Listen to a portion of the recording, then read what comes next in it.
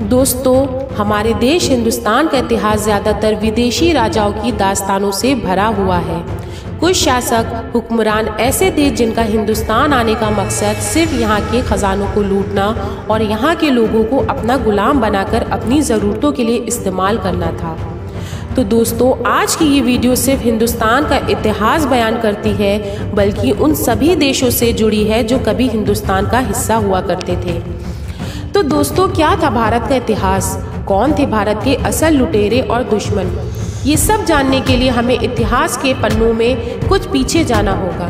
दोस्तों, कहा जाता है भारत की सभ्यता दुनिया की सबसे पुरानी सभ्यताओं में से एक थी। यहाँ सैकड़ों साल पहले से ही कई साम्राज्यों का उदय और पतन हो चुका था। सन 1526 में मोहम्मद जहीरुद्दीन बाबर ने पानीपत की पहली जंग के बाद इब्राहिम लोदी को हराकर मुगल सल्तनत की नींव रखी और बाद में ये सिलसिला पीढ़ी दर पीढ़ी बाबर से हुमायूं से अकबर, अकबर से जहांगीर और जहांगीर से शाहजहां से औरंगजेब तक चला।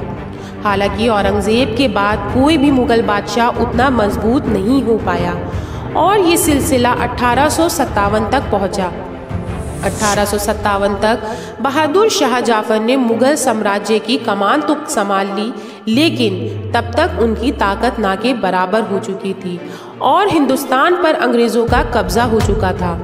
आज हमारे देश में ज़्यादातर लोग मुगलों को हिंदुस्तान का विनाशक मानते हैं, जबकि हकीकत कुछ और है। कहते हैं मुगल कालीन शासन से पहले भारत छोटी छोटी रियासतों में बटा हुआ था। 40 लाख वर्ग किलोमीटर फैली रियासतों और इलाकों को एक सूत्र में बांधने का काम मुगलों ने ही किया था, यानी भारत को भारत मुगलों ने ही बनाया था।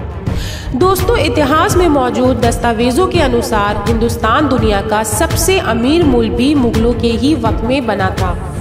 मुगल कालीन 16वीं और 17वीं सदी के दौरान मुगल साम्राज्य यानी उस समय का भारत दुनिया का सबसे अमीर और शक्तिशाली साम्राज्य था। दुनिया की 1/4 दौलत सिर्फ हिंदुस्तान में ही थी। कहते हैं उस वक्त भारत की जीडीपी 25% के आसपास थी। इसके अलावा हिंदुस्तान मुगलों के समय में हथियारों का सबसे ज़्यादा निर्यात करने वाला देश था।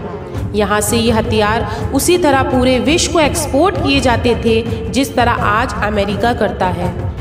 इसके अलावा मुगलों ने देसी उत्पादनों को भी खूब बढ़ावा दिया था। उस समय सूती कपड़े, नमक, ऊनी और रेशमी कपड़ों का विश्व में सबसे ज़्यादा उत्पादन हिंदुस्तान में ही था।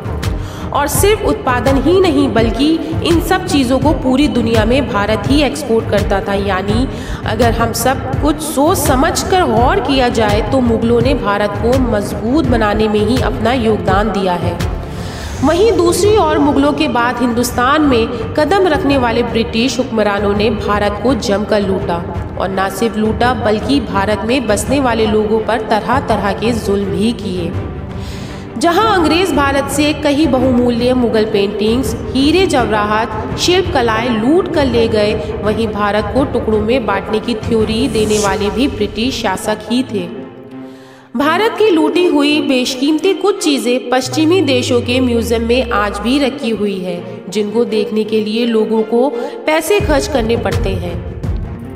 लूटी हुई चीज़ों में सबसे ज़्यादा कीमती कोहिनूर है, जिसकी कोई भी दूसरी मिसाल दुनिया में नहीं मिलती और जो आज भी क्वीन एलिजाबेथ के ताज में लगा हुआ है।